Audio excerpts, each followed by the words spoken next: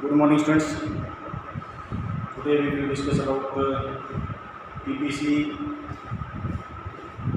and opportunity cost. PPC और opportunity cost की relationship क्या है? What is meant by opportunity cost?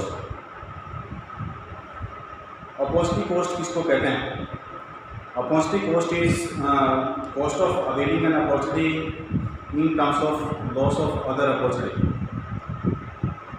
जब हम इसका एग्जांपल ले सकते हैं, यूज वन से रिसोर्सेज को यूज टू पे लेके जाते हैं, तो हमें यूज टू की प्रोडक्शन जो है इंक्रीज करने के लिए हमें यूज वन की प्रोडक्शन डिक्रीज करनी पड़ेगी।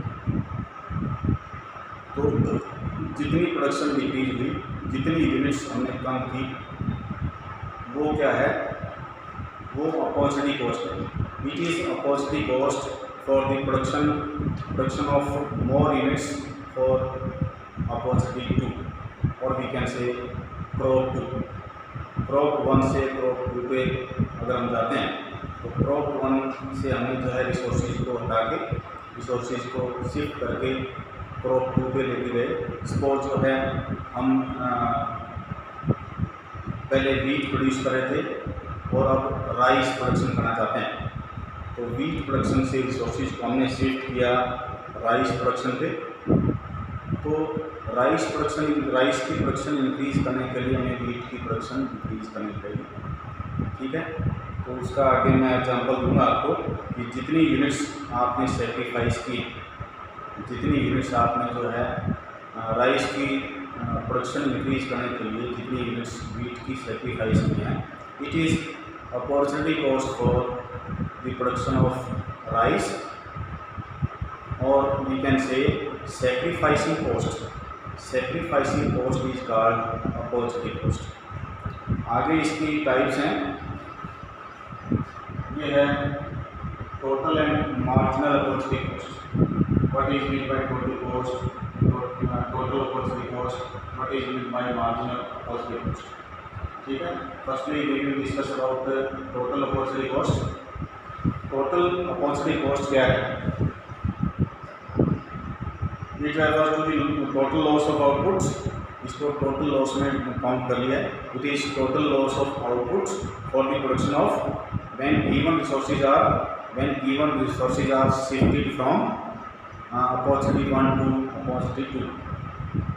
ठीक है, अभी मैंने आपको एग्जांपल दिया कि जो है वीट प्रोडक्शन से हम राइस प्रोडक्शन में शिफ्ट करना चाहते हैं, तो जो टोटल लॉस हुआ, जो यूज वन से यानी वीट का जो टोटल लॉस हुआ रिसोर्सेज के शिफ्ट करने से, it is called total opportunity cost.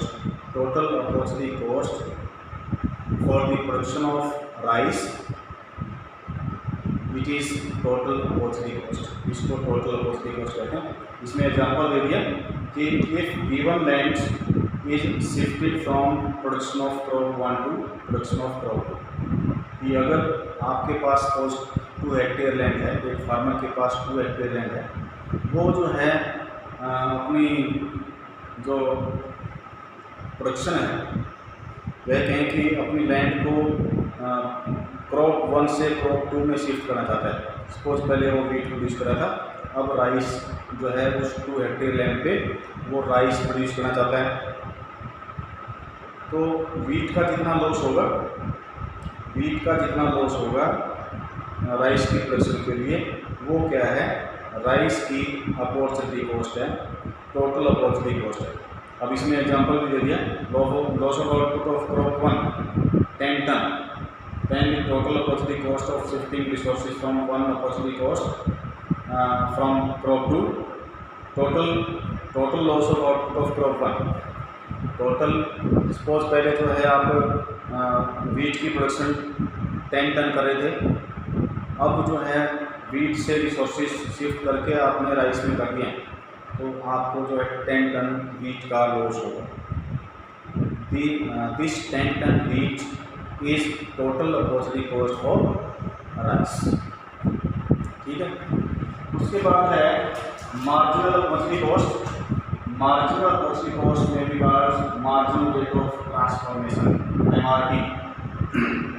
इसका सिंपल सा एग्जांपल है कि marginal opportunity cost is loss of output of crop 1 and gain of output of crop 2। It is ratio between loss of output of crop 1 and gain of output of crop 2। ठीक है, इसका एक example ले लिया। Suppose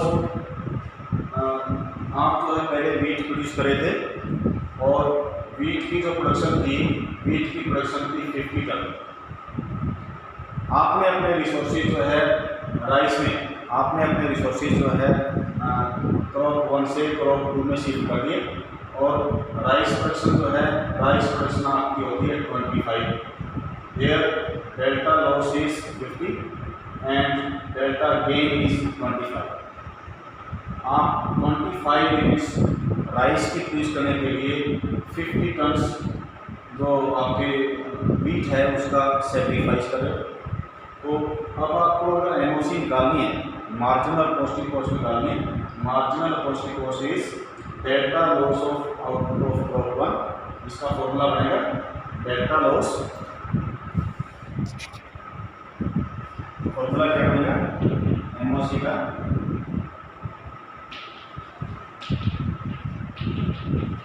delta loss of output, delta loss of crop 1, delta gain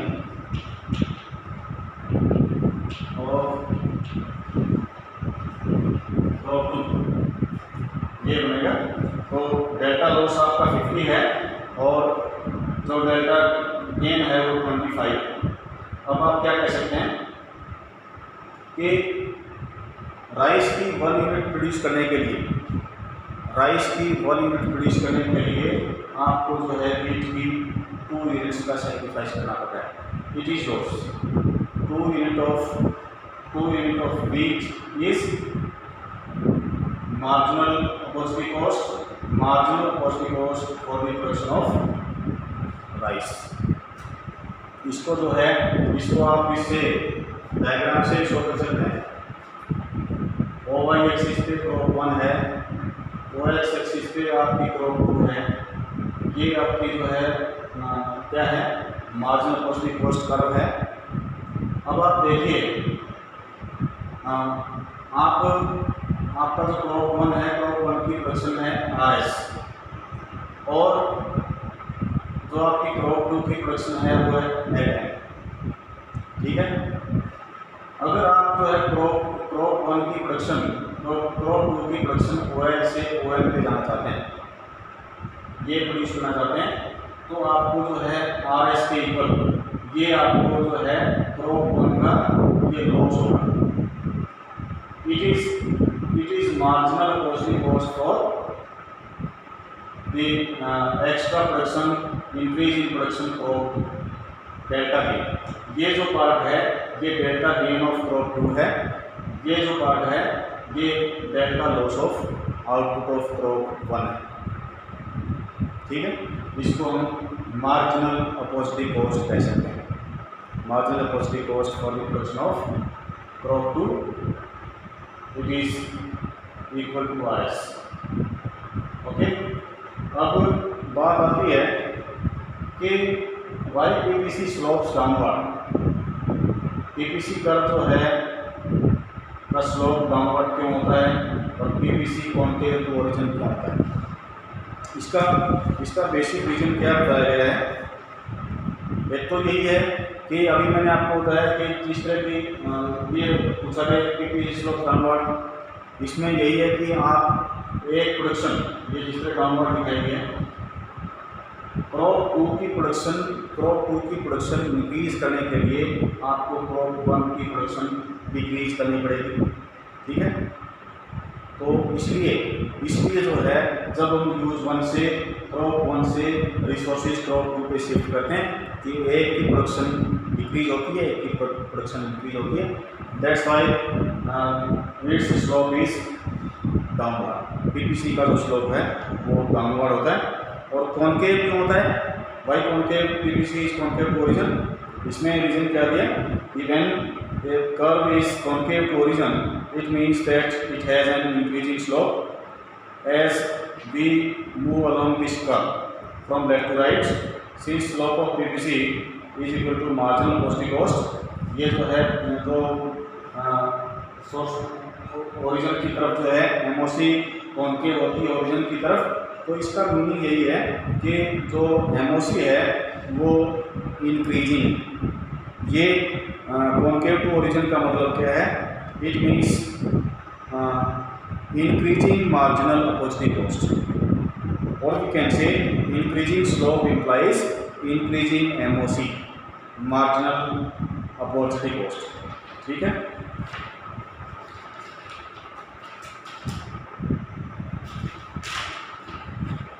अब एक topic आता है कि why does marginal opportunity cost tend to rise? क्यों जो है ये इंक्रीजिंग रहता है? एमआरटी और एमओसी क्यों इंक्रीजिंग रहता है? इसका मतलब यही है, इसका मैंने आपको ये बता दिया है कि एक की प्रोडक्शन इंक्रीज करने के लिए दूसरे की प्रोडक्शन आप जो है दूसरे की प्रोडक्शन आपको डिक्रीज करनी चाहिए।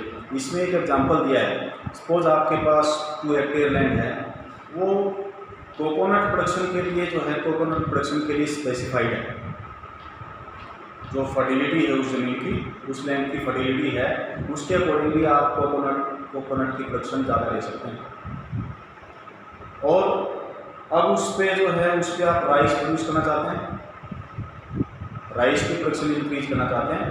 तो अगर आप जो है कोकोनट का जो एरिया है, कोकोनट प्रोडक्शन का जो एरिया है वो पहले सपोज 10 एकड़ था, उस 10 एकड़ जो है उस 10 एकड़ को आप शिफ्ट करना चाहते हैं। 10 एकड़ में से जो है 5 एकड़ आप जो है राइस प्रोडक्शन के लिए शिफ्ट करना चाहते हैं।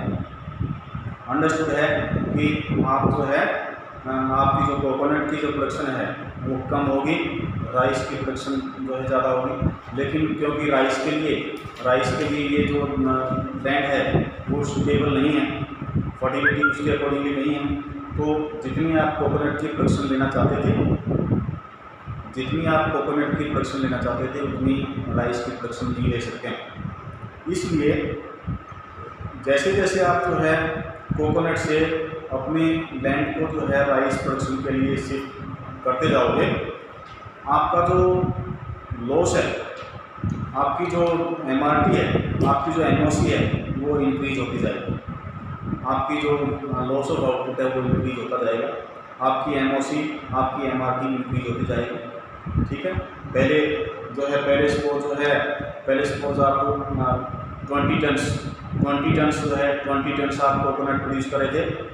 अब उससे जो है कुछ लैंड एरिया आपने शिफ्ट कर दिया है राइस प्रोडक्शन के लिए, तो राइस प्रोडक्शन उतनी नहीं होती है जितनी कोकोनट प्रोडक्शन होती है। अब जैसे जैसे पहले 5 एकड़ ज़मीन को शिफ्ट किया, अब 2 एकड़ ज़मीन और उसमें इंक्लूड कर दिए, 7 एकड़ जो है में राइस प्रोड्यूस करते हैं। तो अब कोकोनट की प्रोडक्शन आपकी जो है 10 टन से आपकी जो है 5 टन पे आ गई है या 7 टन पे आ गई है। तो हम कह सकते हैं कि जैसे जैसे आप स्पेशलाइज्ड लैंड को आप जो है अदर एरिया के अंदर शिफ्ट करते हैं, तो आपकी जो एमओसी है वो इंक्रीजिंग होती जाएगी, मार्जिनल अपॉर्चुनिटी कॉस्ट इंक्रीज होती जाएगी। राइस प्रोडक्शन के लिए आप जो है जैसे जैसे आप लैंड को शिफ्ट करोगे, आपको मार्जिनल अपॉर्चुनिटी कॉस्ट ज़्यादा सफ़र करनी पड़ेगी। ठीक है, सेक्रीफाइस करना। इसका जो है इसका एक डायग्राम आप बना सकते हैं। वो डायग्राम कैसे है?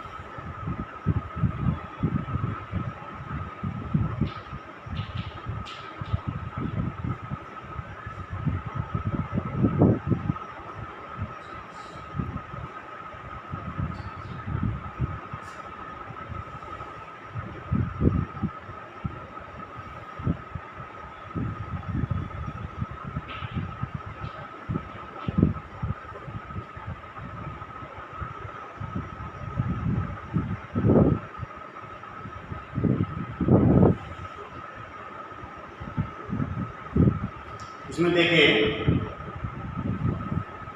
मार्जिनल क्वांटिटी कॉस्ट जो है, मार्जिनल क्वांटिटी कॉस्ट आप कैसे निकाल सकते हैं? Delta loss of output of Maggi और we can say crop 1 and delta gain of output of crop 2। अब इसमें मैगी का और पास्ता का एग्जांपल लिया गया है कि ये जिस तरह की यहाँ पर y एक्सिस पे मैगी दिखाई गई है, y एक्सिस पे पास्ता दिखाई गई है। अब मैगी की जब आप 100 यूनिट प्रोड्यूस करे थे, पास्ता को अवॉइड करे थे, आपने सारे रिसोर्सेज जो है मैगी पे प्रोड्यूस किए, यहाँ पर MOC कोई नहीं है। अब मैगी की प्रोडक्शन आपने जो है, मैगी की प्रोडक्शन आपने 90 की, पास्ता की 25 यूनिट्स इंक्रीज करने के लिए, पास्ता की 25 यूनिट्स इंक्रीज करने के लिए अब आपको जो है आपको MOC निकालनी है। तो MOC जो है, MOC कैसे निकाल सकते हैं आप? अब 100 और 90 का डिफरेंस 10 है, तो 10/25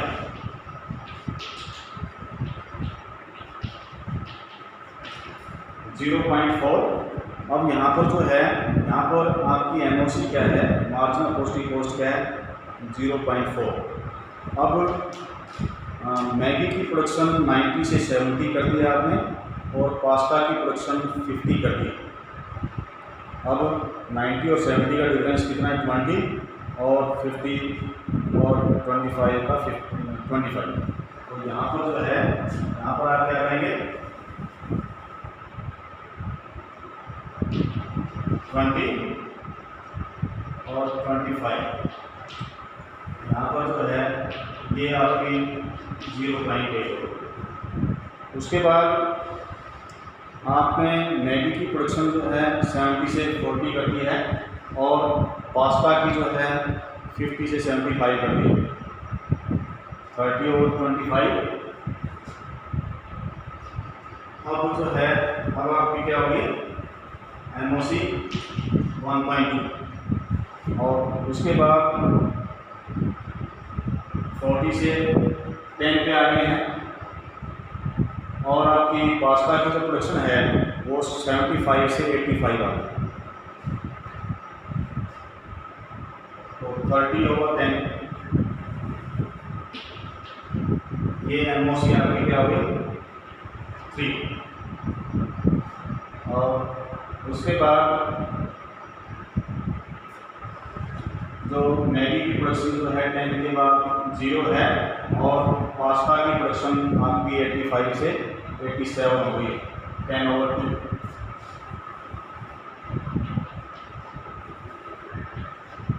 यहाँ पर 5 है। इससे आप क्या कंक्लूजन निकाल सकते हैं कि जैसे जैसे आप जो है यूज 1 से आप यहाँ पर देखिए मैगी प्रोडक्शन जैसे जैसे आप डिक्रीज करते गए, पास्ता की प्रोडक्शन इंक्रीज करने के लिए, तो आपकी जो MOC है, MOC आप देख रहे हैं MOC कॉन्टिन्यूली इंक्रीज होती जा रही है। आपको जो है पास्ता की प्रोडक्शन इंक्रीज करने के लिए मैगी की ज़्यादा यूनिट्स सेक्रीफाइस करनी पड़ रही है, ठीक है। इसीलिए कहते हैं कि जो MOC की जो मार्जिनल कॉस्टिंग कॉस्ट है उसका जो स्लोप है वो कॉन्केव टू ओरिजिन होता है, डाउनवर्ड होता है, because MOC is continually increasing, इसमें डायग्राम में भी जो है उस टेबल के अकॉर्डिंगली दिखाया गया है कि ये जिस तरह की पहले आपका जो है ये 200 से 90 पे आया, तो यहाँ पर जो है, और यहाँ पर पास्ता की प्रोडक्शन 25 थी, उसके बाद जो है 70 से, उसके बाद 70 और 50 आ गई है, 70 और 50 आ गई, उसके बाद 40 और 75 आ गई, ठीक है, और उसके बाद 0 और 87 आ गई। तो इस तरह जो है जैसे जैसे आप जो है क्रॉप 2 की या पास्ता की प्रोडक्शन इंक्रीज करते गए, आपको ज़्यादा यूनिट्स मैगी की सेक्रीफाइस करनी पड़ेगी, so that MOC is continuously increasing. MOC starting में 0.4 थी, फिर 0.8 थी, फिर 1.2 हुई, फिर 3 हुई, लास्ट में 5 हुई। It is continuously increasing. That's all.